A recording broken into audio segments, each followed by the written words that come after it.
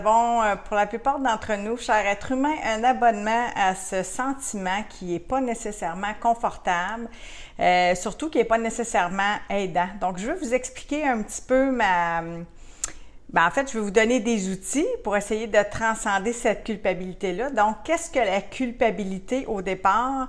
Ce sont vraiment des besoins. Ce sont deux besoins qui s'entrechoquent. Puis, je vais vous donner un exemple, puisque la période des fêtes, pour moi, se termine.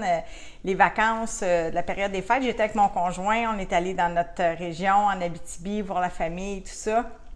Donc, ce besoin-là de ressourcement, parce qu'en fait, il y en avait plusieurs, mais si je prends cet exemple-là, c'est un besoin de ressourcement, un besoin de connexion avec mon conjoint, avec ma famille. Puis en même temps, j'avais aussi un autre besoin qui était de réalisation, de réaliser mes rêves, de travailler à mon livre, à mes projets. Donc, il y a ce sentiment qui peut jaillir, qui peut naître, qu'on appelle la culpabilité. Alors, ça naît quand il y a deux besoins qui s'entrechoquent, deux besoins qui sont au même moment. Vous êtes tiraillés, en résumé, en deux besoins. Alors, je pense que c'est un exemple qui peut faire écho en vous pour vous aider. Mais à ce moment-là, ce que j'ai fait, c'est que je priorise l'un des deux besoins. Alors, moi, c'est toujours ma méthode de prendre un peu de recul.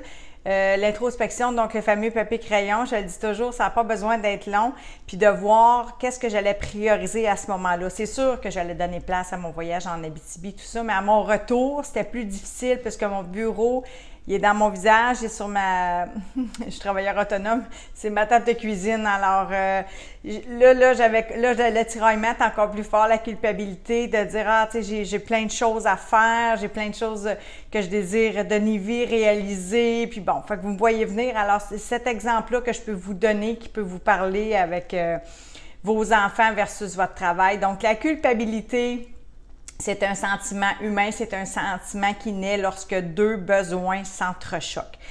Alors l'outil, la clé, appelez-le comme vous voulez, pour passer outre cette culpabilité-là, c'est de répondre aux besoins. C'est super important. Alors avec le papier-crayon, vous pouvez, ou une petite introspection, déterminer lequel aura priorité présentement.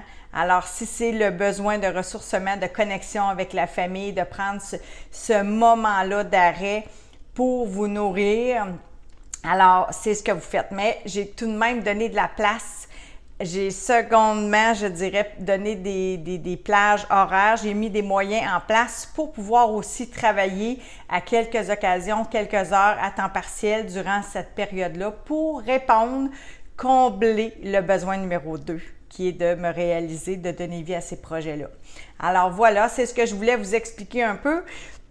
Parce que je trouve que c'est quelque chose qu'on vit pour la plupart d'entre nous, la culpabilité. Puis c'est vraiment, si on s'en occupe pas, je le dis souvent, si on s'occupe pas, si on ne fait que se préoccuper de des choses que l'on vit, donc c'est des émotions à ce moment-là aussi qui vont naître. Et puis c'est important plutôt que de les subir, ces émotions-là, de les accueillir. Et c'est important de faire un choix. J'en vais en parler souvent. J'ai déjà commencé à en parler, à mettre des publications à ce sujet, des citations aussi pour vous inspirer.